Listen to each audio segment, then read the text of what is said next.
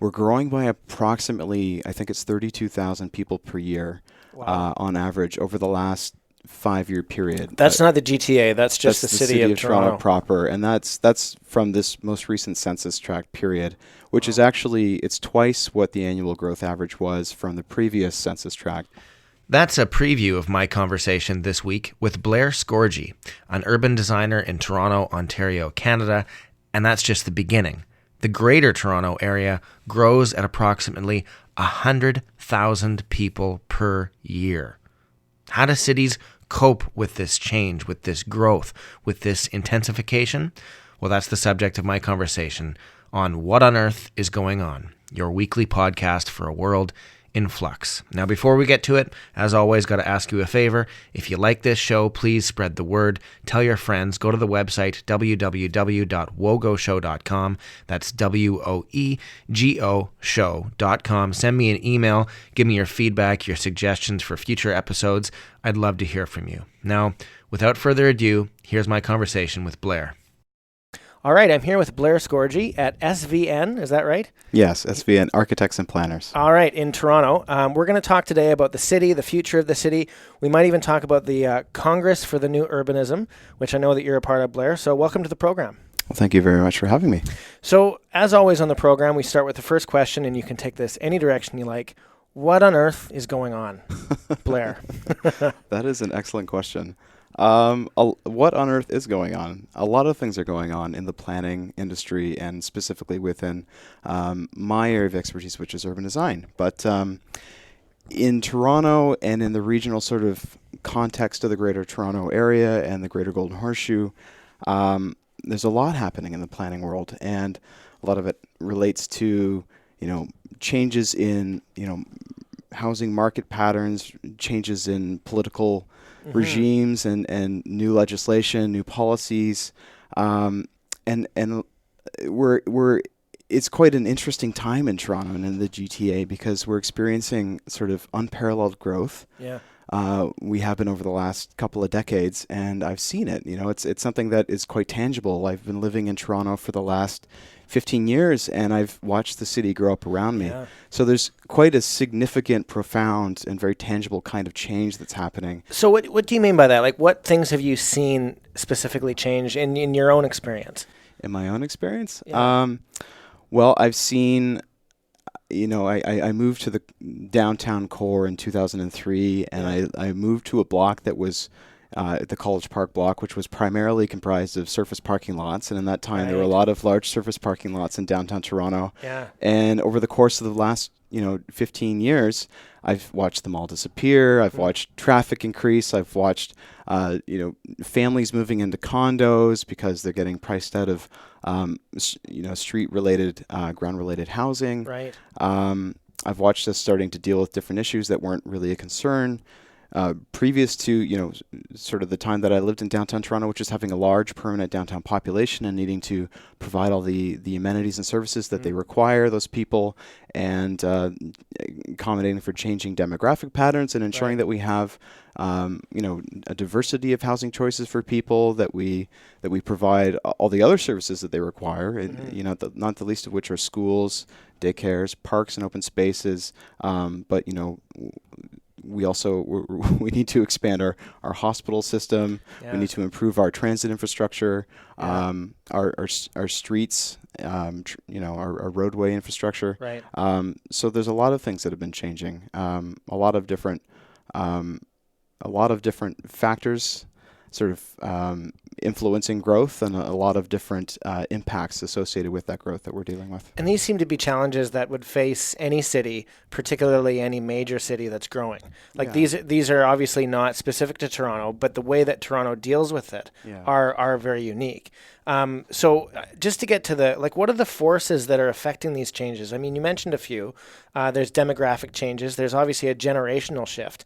So you and I are of a certain age where we might prefer to live downtown. We might prefer to be close to things and prefer not to have a car, which is quite a bit different from, say, our parents who maybe our parents specifically didn't want to have a car, but that generation had a different view of the world around them. There's also economic impacts that are being had, and there's, of course, the proximate actors like politicians and changing fire codes and things like that.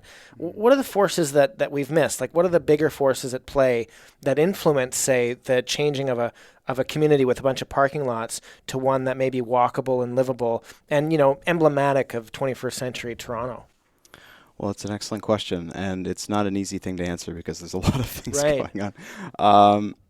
I think that, from my perspective, there's a lot on the planning side that are contributing factors to some of the housing issues that we're perceiving. So right now in the city of Toronto, we're growing very quickly. A lot of that growth comes from immigration. In the city of Toronto, we're growing by approximately, I think it's 32,000 people per year.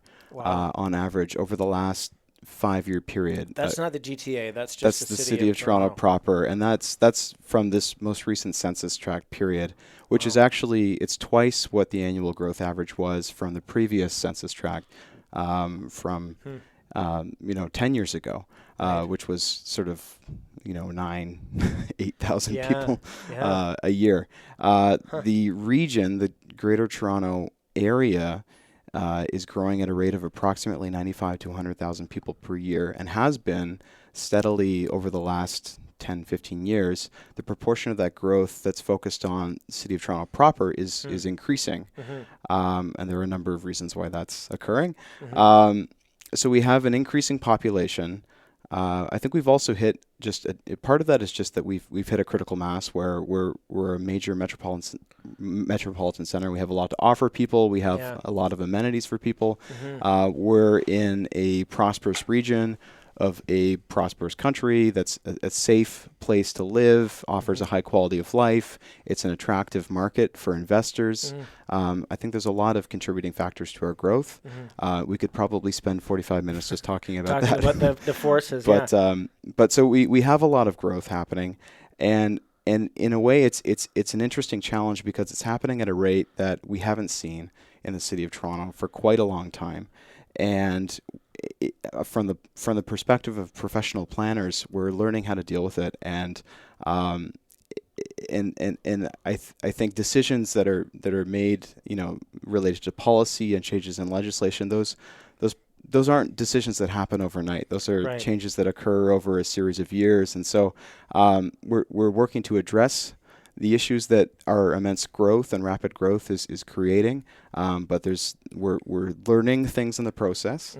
We're learning that in the process of trying to plan for that growth, we may not have gotten everything right over the last sort of planning period of releasing provincial growth plans and everything like that. And so we're trying to learn from those mistakes, if I can call them that, and plan forward at the same time. I'll give you an example. So one of the big things, so we're experiencing a housing affordability crisis, and that's not unique to Toronto. That's throughout the Greater Toronto and Hamilton area and beyond that. And there's been a lot of debate over the years about what the causes of that are. Everything, from people have talked about, well, we've got policies in place that are pushing housing in a certain direction. We've got developers who are sitting on their land waiting for it to grow in value before they service it and sell it off. And we've got all sorts of different arguments about what the causes are. We've people talking about low interest rates, and that drives people towards, wanting to buy housing. Essentially, my take on the situation is that we've got, the problem isn't that we have a shortage of land in the Greater Toronto area. It's that we actually have quite a bit of land that we can develop, but we have a shortage of serviceable land. That meaning land that has utilities in place that's ready to service development. So gas lines, sewer lines, water lines, all that kind of stuff. And there's a huge difference between the amount of designated land that's ripe for development and the amount of land within that is actually ready to be developed. So serviced and ready, just waiting for development applications to come in so that we can put shovels in the ground and build things. So that's one thing. And the growth plan that the province put out in 2006 and recently updated in 2017 is quite a departure from previous provincial government regimes, which stated that municipalities were mandated to plan for and project for the number of units, the mix of units that were required, and to implement servicing and set aside funding for servicing proactively to plan for that development. Now we have a regime that, well, I won't say now, because now we have a different regime than the regime that came out with this this policy. Right. But the growth plan was developed by the Liberal government in 2006, and that regime took a very different approach, which was to try to curb urban sprawl. And in the process of developing very well thought out policies, which make a lot of sense, the growth plan left out one key thing, which was this requirement for municipalities to project for the mix of, like, the demand for different types of uses and the amount of uses that were going to be required, and the servicing infrastructure that was required for that. And so now we've got a lot of land that's designated for growth. We've got a provincial government telling us how to grow in terms of, like, what the unit types are and the mixes of uses. Right. And they're trying to push towards different types of housing typologies and away from single-family detached dwellings, more towards, like, townhouses, apartments, that kind of thing. Right. But what's been lost is this proactive approach to servicing the land in advance. And so now we have, and it takes years to build this infrastructure. And then once the infrastructure is built, it takes years beyond that to, get any given development through the approvals process and get something actually built. And then it takes years to actually build the thing after it's approved. So, it can take 5 to 10 years for a large subdivision to, from the date of submission of an application to, actually building things. It can take 5 to 10 years. And that almost is why planning is such a vital part of our cities. We can't not plan them. But this leads to another question that I just had. And as you were talking, I had like 6 different questions in my head. Which one am I going to pull off the shelf and ask? And so I've got a few for later. But the one I'm going to ask you now is, you mentioned that the provincial government essentially says this is how you're going to build your city. This is the kind of units that we want. This is the kind of types of buildings that we want. To what extent and from your perspective as an urban planner and designer, to what extent is that, and I won't even call it intervention, that top-level government policy planning good for the kind of growth that we're looking for if we want to build cities that are walkable, healthy, that are reflective of the people that are in them? Or to what extent should we allow growth to be organic and happen as it goes? Right. The antithesis of this, of course, being, say, Houston, which, from what I understand, has no zoning code at all. So if you want to build something, you go ahead and build it. Right. You get your stuff together, you own the property, you build whatever you want. I mean, Houston has not turned out to be a city rampant with chaos and disorder. It functions okay. Yeah. There are problems. But from your perspective on that balance, what do you think of that? That's an excellent question. And I think before I answer that, I should back up and just sort of clarify what the provincial government is regulating is density. They're not saying you need to build townhouses, you need to build row houses, but they are saying all new development needs to meet a certain minimum density target for in terms of housing units and jobs per net hectare. So they're trying to intensify urban areas as opposed to expand. Yeah, and in the process of doing so, they're targeting certain areas around growth around sort of transit hubs. Right. So transit hubs are supposed to accommodate a certain amount of density, and then there's a whole hierarchy of transit hubs related to GO trains, subways, LRTs, BRT lines, and mixed traffic bus lines. Right. Major corridors are, in different growth areas have different intensification targets than other areas where maybe they don't want necessarily to encourage development. And what you're saying, sorry to interrupt, is essentially that if you build a new subway line in Toronto, you're not just reacting to the populations that are already there, you're in fact encouraging future populations to go where you're building that train. That's right. And more actually, these transportation planning exercises are being undertaken with land use planning considerations, with urban design considerations. Right. So where they were traditionally strictly transportation engineering, Right. transportation planning exercises, and the land use piece came after the fact, was maybe an afterthought. Yeah. I think one of the great things that's been happening, and actually my office has been involved in a number of these different types of studies, where that planning is happening in an integrated fashion, which is great. But to answer your question, it's interesting because in the process of, all these policies are being created with the best of intentions. Sure. And in the interest of trying to curb sprawl, and in the interest of trying to create sort of more complete, vibrant communities that are transit supportive, these are all positive things that we're trying to achieve, and I think all of us would buy into that idea.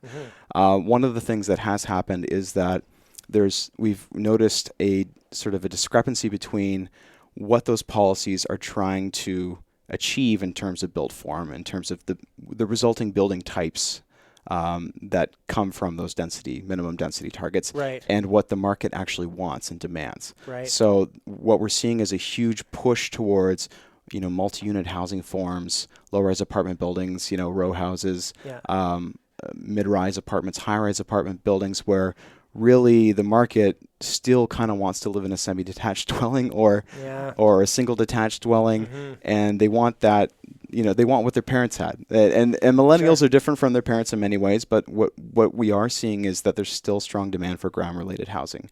And what the growth plan has essentially done, and this is a huge generalization, but what it's essentially done is it's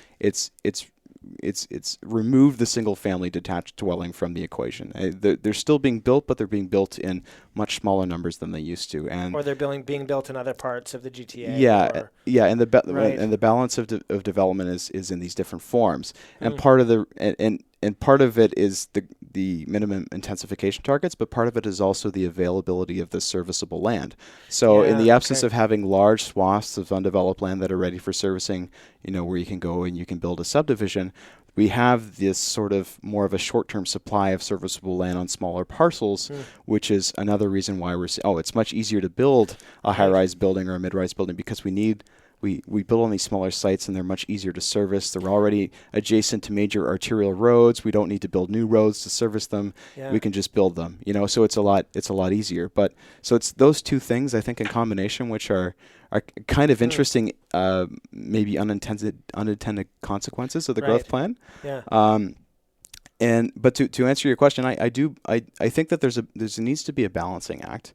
Certainly, if we allow market forces to dictate everything, we will end up with something that may not be completely desirable. So the whole intent of the growth plan was to try and curb urban sprawl, because people were experiencing longer commuting times. We had segregation of land uses, which is another issue, and so people they're living out in the suburbs, and they're having to commute into the city for work, and that's taking hours out of their day. It's contributing to greenhouse gas emissions. It's not the most sustainable approach to living. And if this was Europe, where entire cities are built at a sort of a mid-rise scale, you might be more apt to say, okay, well, let's just allow for the business as usual approach, because it seems to be working. But in North America, we have this sort of this idea of what our lifestyle should be, which is a bit different. And I think part of it for us is a learning process and adjusting to a new reality, which the growth plan, I think, is attempting to sort of push us towards also. And I think market forces are naturally going in that way anyway. I mean, developers prior to the growth plan were building detached detached dwellings and semi-detached dwellings, but they were building them on progressively smaller parcels, because they were beginning to realize people don't want to have these sprawling developments anymore. So the market was naturally going in that direction anyway, but the growth plan has sort of pushed it a couple steps further, and now the market is sort of in the process of trying to adjust to that. And so there's this, as we experience that, there's this, for a period of time anyway, there's this discrepancy between what people actually want and what's available in the market. So that creates, incredible demand for the things that they want that we're not building a lot of, which is like low-rise housing. So it's driving the cost of housing up. quite significantly. So I'd say that if there are many things contributing to the housing affordability crisis. On the planning side of things, I would say the single biggest issue is the serviceability of available land for development, and a mismatch, if I can call it that, between what the growth plan is asking for in terms of densities and what the market demands in terms of lifestyle. Right. I want to tackle housing affordability in a moment, but I just want to take a step back and just appreciate the answer you've just given on the dichotomy between government and market forces. And government, almost by definition, and it can be a good thing, is slow to move. Right.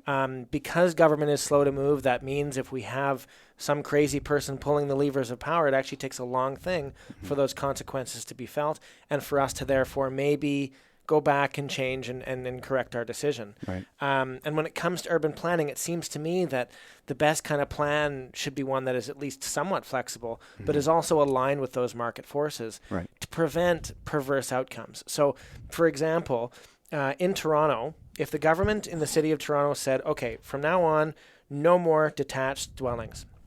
Everybody, all new homes are going to be in some form of multi-housing units, right?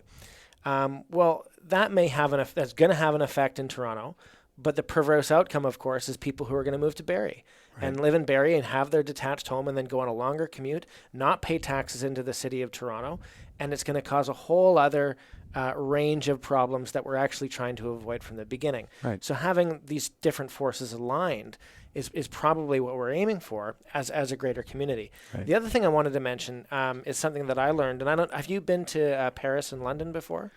I've been to London. I haven't been to Paris. Okay, so it's something that I learned when I spent some time there that fascinated me. They're two cities of almost the same size. They're both capitals of countries of about the same size. They both are older nations in Europe and Western Europe. They're very, very similar in many, many ways. They're homogeneous in terms of language, and until the last 50 years or so, in terms of culture and in terms of ethnicity and so forth. So you have very, very similar cities. But their design, the way that they are lived in, the way that they look, the way that they feel, the way that you navigate through them, completely different. And the story was, and I'm totally generalizing here, and I'm sure that I'm wrong in saying this, but this was my experience in walking through them, that London was built organically. It slowly just emerged and evolved in all these winding streets. And which cross the same street multiple times. Yeah, it's like you have one road that goes in a straight line and another one that goes in an S, curving in and out. Yep. And you have buildings that have been on these streets that took the place of buildings that came before, which took the place of buildings that came before. Right. In the Great Fire of London in 1666, everything burned down, and they rebuilt it just as it was before, just with different building materials and a little bit taller, and they put a few monuments here and there. But the streetscapes remain the same. So today, London is this weird smorgasbord of different styles and winding streets, and it's kind of weird. And if you look at it on a map, you're like, how on earth am I going to find my way around this city? It looks like a mess. And of course, it was bombed during the Second World War, so a lot of buildings were destroyed and a lot of London has been rebuilt. And so it looks like a smorgasbord of different architectural styles too. Right. You have the Gherkin, which is this weird oblong skyscraper, jutting out of the old middle-aged London. And then you have surrounded by monuments and 17th century buildings and a cathedral. Paris, on the other hand, didn't have that kind of fire. It had fires, but not that kind. And it also wasn't bombed or destroyed during the war. Hitler ordered it to be burned, and the general who was in charge refused to do it, but sent a command back saying Paris is burning, which I think a film was made on that or something. But if you look at a map of Paris, you think, oh, that's easy, because it's all these very straight boulevards leading to these centers and these star shapes. And it was all designed in the 19th century by Haussmann, the famous architect under Napoleon III. I'm getting into the end. For military purposes. Right, yeah. Yes. And you look at the map and you think, wow, that's easy. And then you're in Paris and you're like, I can't find a thing. You're in London and everything just seems to make sense. You know where the top of the road is, you know where the bottom of the road is, and it seems to all work. And I don't know how it is, but my mind can navigate London, this apparent mess, much more easily than the designed form of Paris. And I guess the question I'll give you from all of this weird generalization that I'm sure everyone's going to disagree with if they've been to Paris and London, the tale of two cities, is to what to what extent is urban planning and urban design and your whole job about managing this balance between design and planning, and on the other hand, the organic evolution of what people are looking for? You can call this market forces. You could also call it trends. I mean, perhaps the trend for row housing is just that, is a trend. Or perhaps it's just the new way we're going to do things from now on. Right. How do you balance between these two very different poles? The two poles being the desire for order and order and chaos. You can even call it order and chaos, really. And the organic model of development. The planned and the organic, or the order and the chaos. The great dichotomy, really. Yeah. Yeah. Well, it's interesting. I think today, what is urban planning today is very different from what urban planning was even 40, 50 years ago. So I'd like to think that today, a lot of the work that we do aims to balance those two things as much as possible, and it's very difficult. If you look at development in say New York City in the 1950s, 1960s, the era of Robert Moses, they were ripping down entire neighborhoods. They were clearing slums. They were building large-scale affordable housing developments. They were ripping up neighborhoods to put freeways through them. They were doing all kinds of massive, grand infrastructure gestures at significant cost to existing residents and to the stability of existing communities. And that was one extreme, I think, in modern society of a very top-down approach to planning. And we know best. Yeah, and we see that now. We see that happening still in places like China. It's not happening anymore in North America. We went through a period where that was sort of the conventional way of doing things, and it was thought, well, these people are the professionals, they know what they're doing. And then came people like Jane Jacobs, who wasn't a trained urban planner, and she questioned the current way of thinking, and she led a lot of protests, and she wrote a lot of articles, and she created a whole movement around changing the thought around planning towards something that's more human-centric and relating back to communities for people, as opposed to moving cars and building housing at the cost of whatever it takes to build that housing. It's almost like treating people as organisms as opposed to parts of a machine, maybe. Right. Yeah. So I think over the course of the latter part of the 20th century, my industry went through a huge learning curve, and what we do in our profession now in many ways reflects the lessons that were learned during that period of time. And so at least within the Ontario and the Canadian and North American context generally, I think that the planning profession today generally tries to balance the desire for some degree of legibility and order and structure with the need for flexibility and the human element of planning. And that's something that needs to be, the approach that needs to be evaluated on a project by project basis. There's generally a lot greater focus on community consultation in planning today than there was 30, 40 years ago. We spend a lot of time and energy meeting with stakeholder groups, landowners, business owners, the general public, whatever the case may be, and not just consulting them, but engaging them in the process, and doing that for the purposes of trying to create a plan which generally reflects their ambitions as well as our professional ambitions. And it's a balancing act, and it's so not only is it a balancing act in terms of trying to balance what the public wants versus what we as planners are aspiring to, but really planners now play this role of trying to manage a series of different competing interests. That's in large part, that's really what my job is all about now, is communicating with different experts, and a lot of them are, technical experts in different fields like engineering, architects, developers, you name it, and the interests of I won't call them technical experts, but local experts. So the residents, local business owners, property owners that are impacted by something, the ambitions of the client. In my case, a lot of the time, that's a municipal government, or it could be a developer.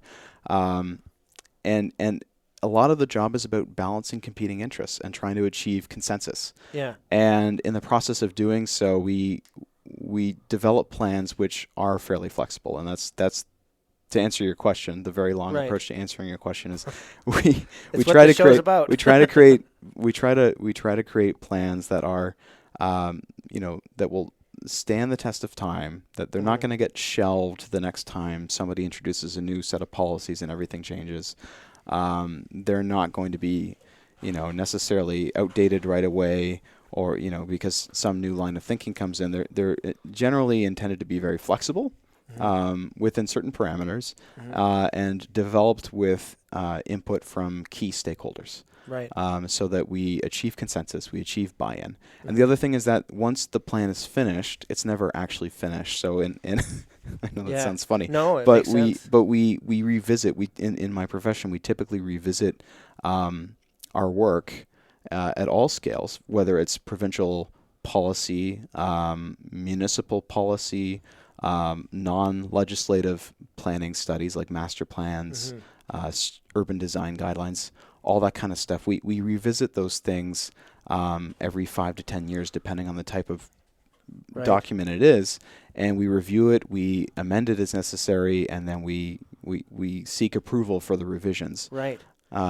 So it's we're constantly learning, and we acknowledge that what we plan for today may need to be reviewed and revised 5-10 years down the road, and we have sort of built that into the way that we do business. Well, that in and of itself sounds like a transformation in the way that we citizens view the city, and view how a city grows and changes. Instead of building a bunch of stuff that's going to last as long as we can make it last, like that bridge is going to last for 100 years, and then we'll just build another one at the end of 100 years. Instead, we're saying that we need to constantly reevaluate our environment and twig it a little bit here and there, and tweak it, and make sure that everything is fitting together, and reevaluate what our priorities are, where things are built. And it sounds to me like what you're describing is what's often called in the political and policy realm as pluralism. Right. That you have all of these different competing interests, and really the cake goes to those who can marshal the best resources and the best argument, so long as it doesn't impinge upon the rights and the basic human needs of other people. And so, if I want to get something done, then I need to get my best argument, get my best people, and make it happen. Right. And of course, consensus is the goal, but consensus doesn't always win out. So I guess in the event of conflict, where you have competing interests who can't see eye to eye at the end, I guess my question is twofold. I mean, on the one hand, who should win in that situation, and on the other hand, who does win in those situations? And I guess that might be a bit reductive, but I'm trying to get to the sense of what do we do in situations when we clearly have opposite or opposing interests and arguments? Well, that's a very interesting question, and as you say, consensus is something that we try to achieve, but it isn't always achievable.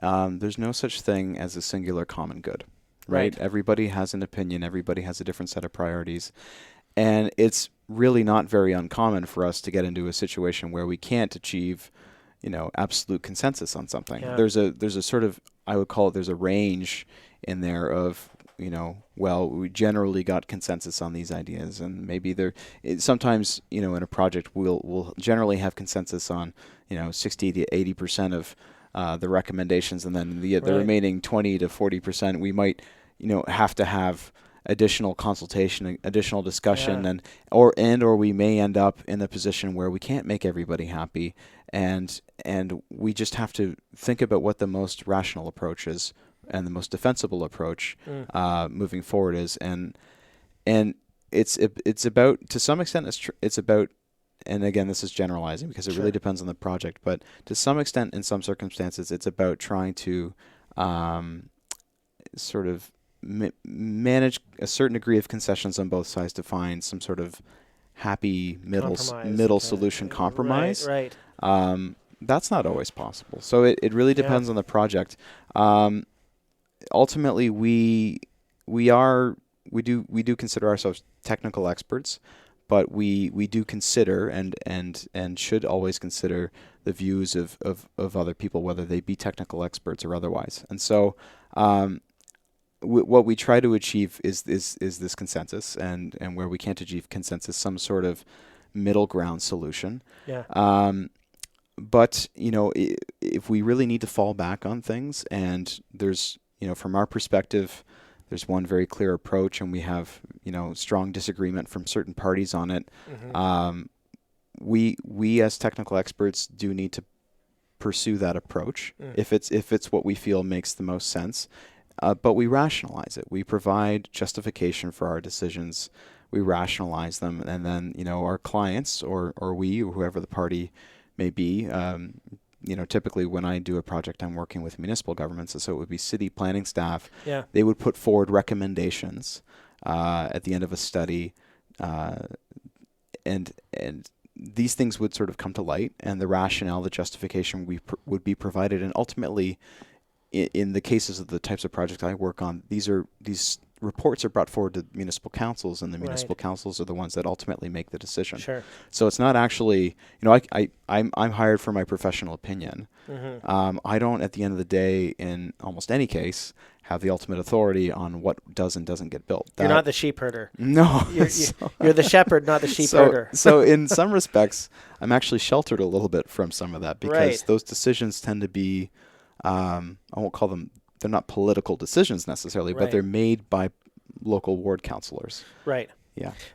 There's an interesting thing that consultation. You mentioned consultation before, and a lot of what you're doing is bringing people's opinions together and trying to build consensus. Mm-hmm. But a big part of that is reaching out and making sure you get people's opinions, rather than just getting the same old customers knocking on your door and telling you what you think or what they think about something, because you need to reach out into the community and get the store owner's perspective, get the person that lives on the 11th floor, get their perspective in order to make the best possible decision. Yeah. But I just want to ask you a question that a lot of people in a lot of cities in Canada and probably across the Western world are grappling with, and it's this what they call engagement fatigue. Mm-hmm. So I'm from Calgary originally, and I worked for city council I worked for a councillor for a few years, and I've been following politics there for a while. Since the election of Mayor Nenshi in 2010, the city has taken a very proactive and strong approach with engagement, trying to get people to be part of the conversation, part of the decision-making, which we would all agree in any democracy or, frankly, any society is a noble goal. Let's all work together and talk about things. But what people are discovering is, first of all, we can ask the people the same question too many times. Mm-hmm. We can also ask them about different projects too many times, right? Yeah. And so what people are feeling is a bit of fatigue with this engagement. And quite frankly, some people just don't care. Yeah. They don't care what you build there, or just don't block my view. I don't want to get into the nitty-gritty. I don't want to hear the policy background, and I don't want to talk about housing affordability. I just want my backyard, and I want you to leave me alone and keep my taxes low, for example. Yeah. And I think a lot of people fit into this category of being fatigued from this engagement in Calgary and in other cities. And I guess what do you make of that, and how do you overcome that, and how do you sort of do jujitsu around that, knowing that you still have to get their voices heard? Yeah, well, that's a good question. And I know that there's been a lot of development in downtown Calgary in the last several years, and there's been a lot of development in downtown Toronto certainly in the last several years. And I think where you tend to see this fatigue is in areas that are subject to a lot of change. Right. Right. So you're not necessarily going to have that when you're coming out. You're the first project on a major arterial road at the edge of some sort of suburban community. That's happened in the last 5 to 10 years, but you are going to get it in areas that are subject to significant change and growth, and things are happening, right? So there, and I've been on the receiving end of that as a resident during my time living in downtown Toronto, and I've left the core of the city. I'm still subject to quite a bit of consultation because I live close to the downtown, so I'm still in an area that's sort of in flux and subject to quite a bit of change. And I can appreciate that. I can appreciate that people get tired of the consultation. There's constantly meetings about this. There's constantly meetings about that.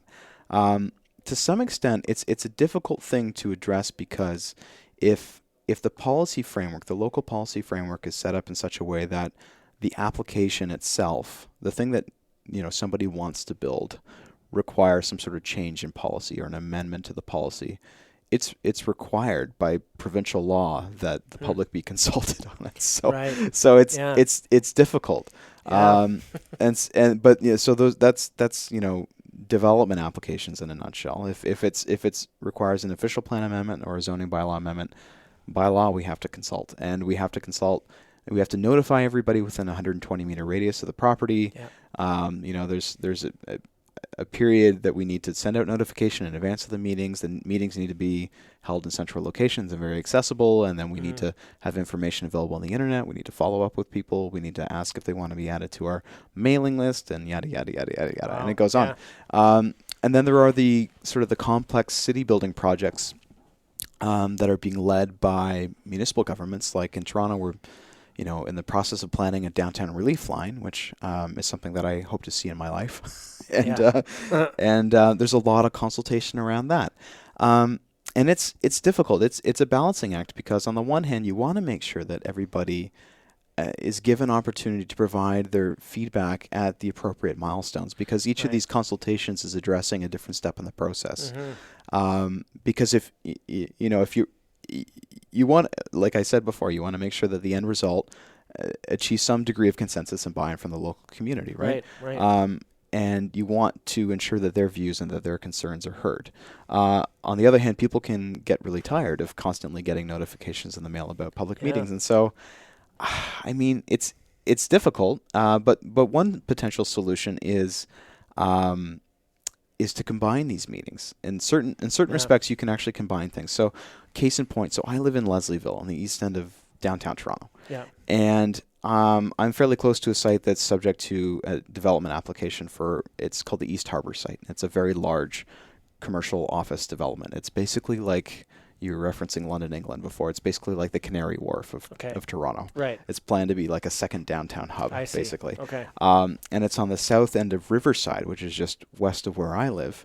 But we're also, the city's also in the process of developing a plan for the Portlands, which is all the lands around it, and doing a flood protection plan for the foot of the Don River, just adjacent to the site. Yeah. And they're planning for the smart track line that goes through this land, and they're planning for the downtown relief line that's going through this plan. And there's a development application, a private development application, but there's also a public, municipal master planning process that's being undertaken at the same time for all this land. So there's a lot of different layers of stuff happening at the same time. And so what they do in this case, and I think this is something that's worked really well, is they actually combine these meetings together. Yeah. And they'll have an open house, but they'll have, it'll basically be about, development in this area of the city. It's sort of focusing on, a couple different things at a time, but they'll tie together information on, different key milestones from these related projects, and they'll put them together, and they'll have experts from the city's transportation, environmental planning, urban, land use planning, policy planning, departments there answering questions about all these different studies. They try to time it so that the milestones of, where it makes sense to go out and consult the public and key stakeholders for these different studies, they either happen or they schedule the meetings so that they can address a number of things at any given time to try and minimize the amount of fatigue that the public is experiencing in areas of significant change. Well, and I think the added benefit to that too, I mean, sure, it deals with the fatigue that people may be experiencing, or it just makes sure that people show up. Rather than, it's easier to show up for one meeting than 8 over the course of a year. But the added benefit, it seems to me, with all of this is that as a citizen, I'm taking a more holistic approach to development. Absolutely. And so if I might oppose the development across my street because it's going to take away some of my view, or I just don't like how it looks or whatever. But that is in the context of 7 other different projects that are occurring in my area, that are shaping the city that I know, that I may not be opposed to or approve of in any significant sense, but I'm trying to see how my city is going to look as a whole, as opposed to just this single corner of a single street block.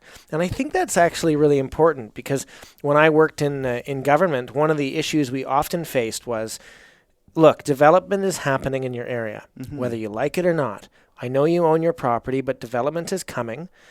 That's just the world. That's the way it works. If you want us to restrict development, then goodbye to a growing city. Right. That's just unfortunately how the world works.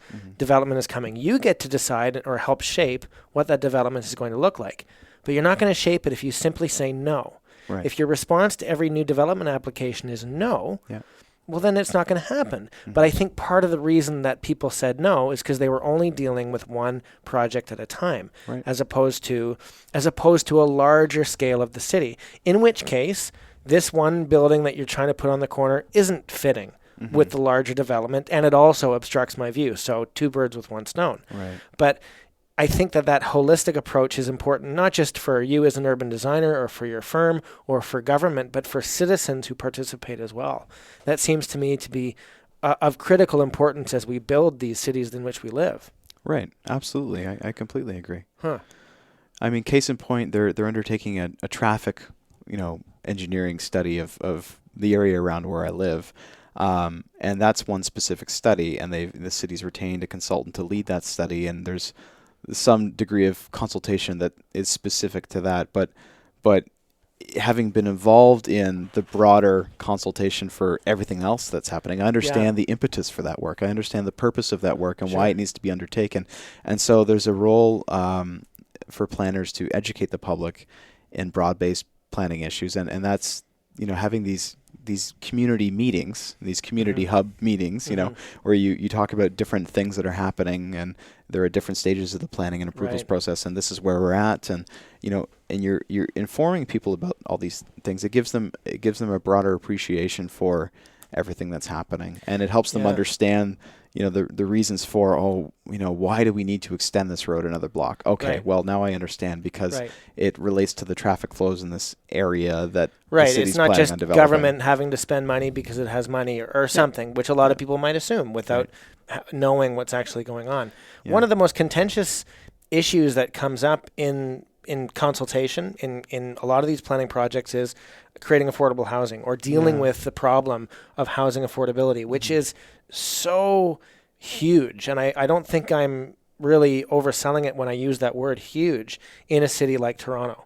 And in other cities across the country, but Toronto seems to really have an issue with affordability on the scale of, say, Vancouver. Yeah. So in a nutshell, what are we dealing with here? And is this a problem just about now, or is this a problem with the whole way that we conceive of our cities?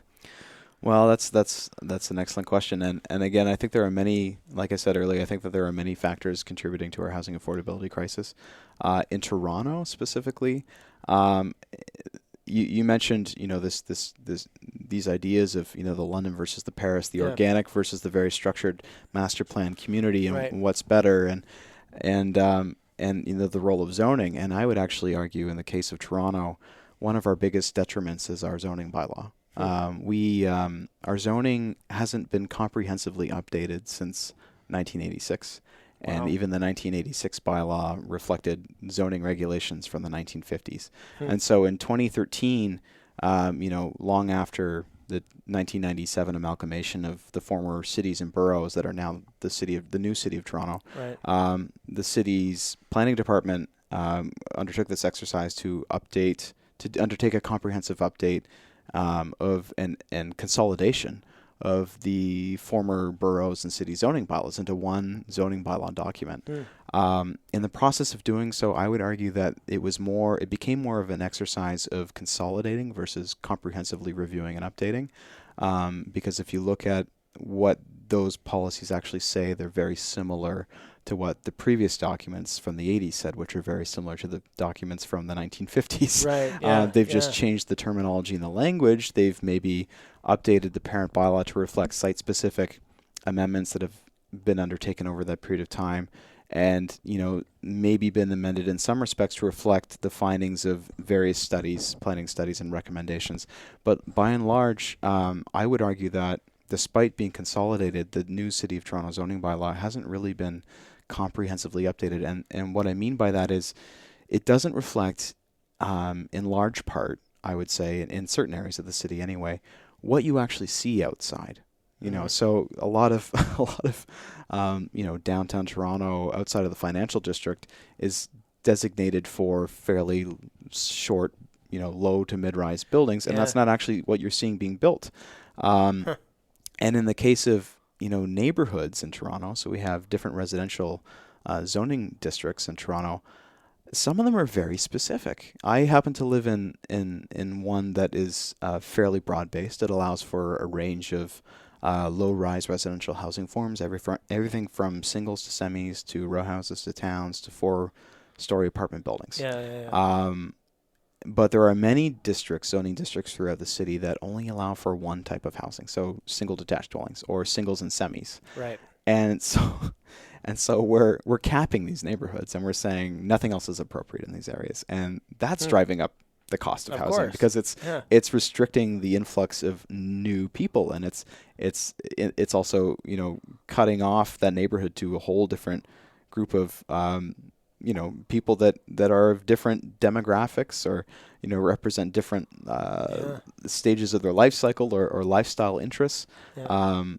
And it essentially protects a finite resource for the benefit of a relatively small number of people, at the expense of the majority being able to buy into those neighborhoods and live in those areas. And so the zoning in the city of Toronto is quite outdated, and I would argue is in desperate need of a comprehensive review and a comprehensive update, especially in the residential zone areas.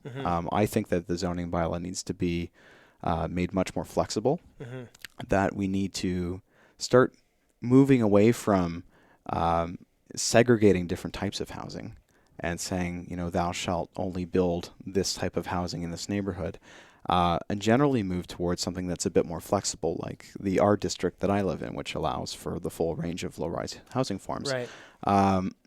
And I also think beyond that, the main streets, the main sort of arterial roads of our city, the zoning for them is still also quite outdated. And even though the city's undertaken, planning studies, very comprehensive planning studies to look at what forms of development should be permitted on these corridors, we call them the city's avenues, the zoning in many respects still doesn't reflect that. And so we've got discrepancies between what the zoning allows you to say and what municipal planning documents are saying should be appropriate. We're trying to, on one hand, promote mid-rise development on the city's major arterial roads, its avenues like Queen Street, King Street, Bathurst, all these sorts of locations, and that are sort of the main feeders to these adjacent neighborhoods.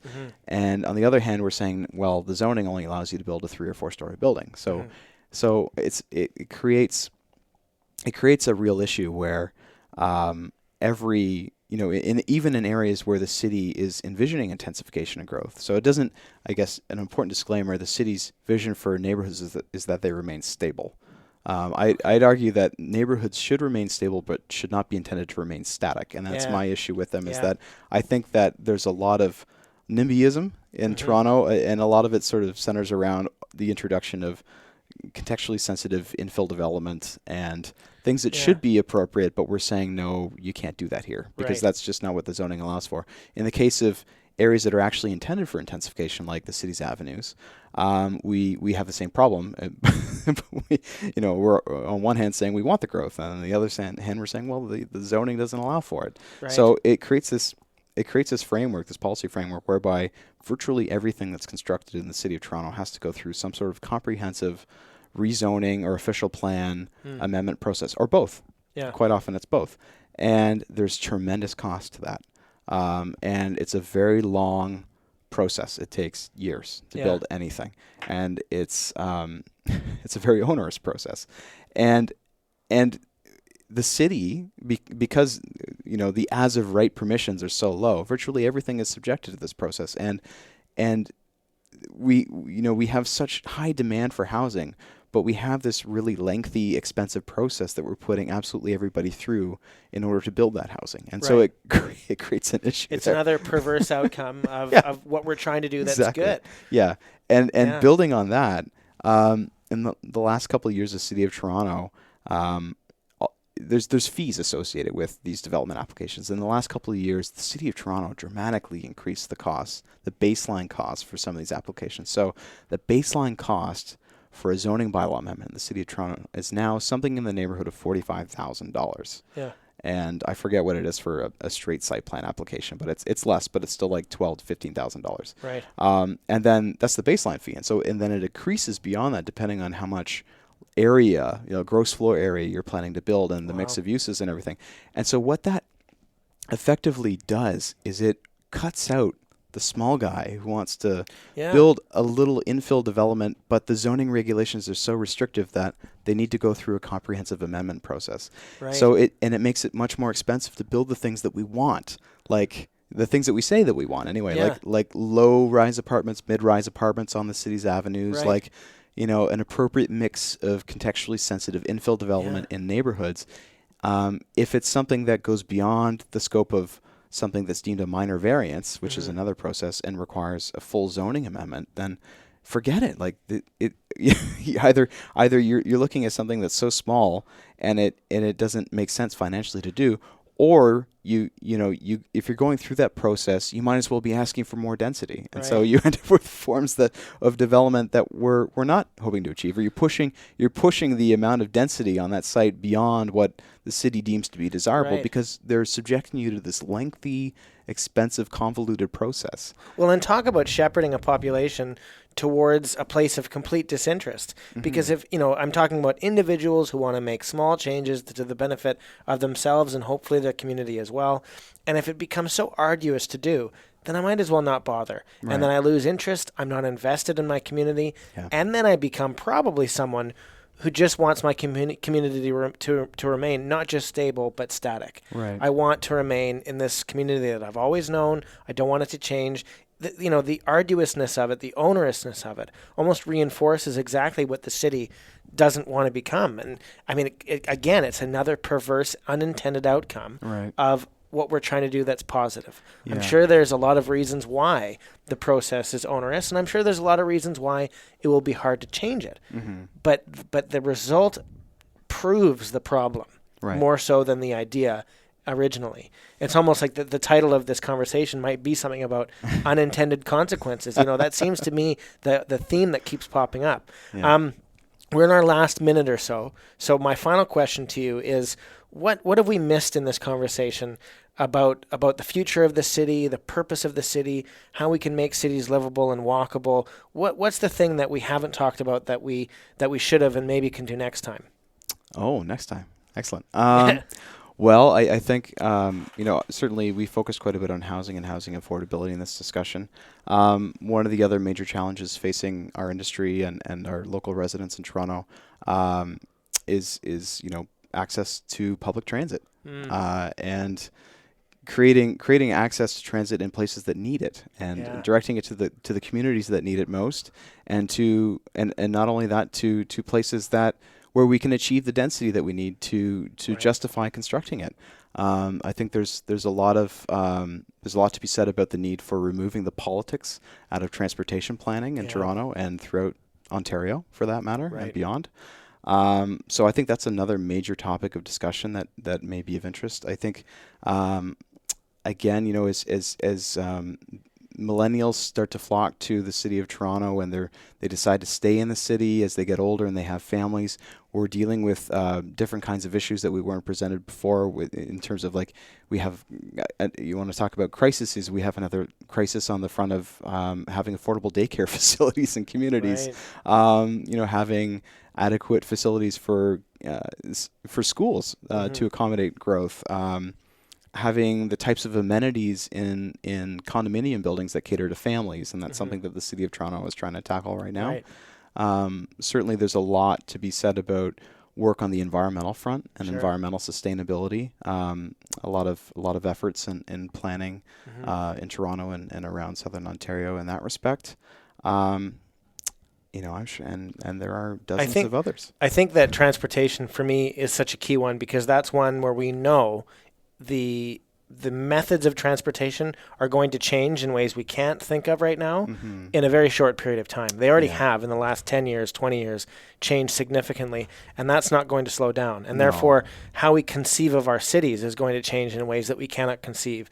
And so in a way, and I guess what I'm thinking is we need to future-proof our cities and make sure that they're ready for things that we cannot conceive of yet, but we know we'll have certain goals. Absolutely. Public transportation is not going to, the goal is not going to change. The method will.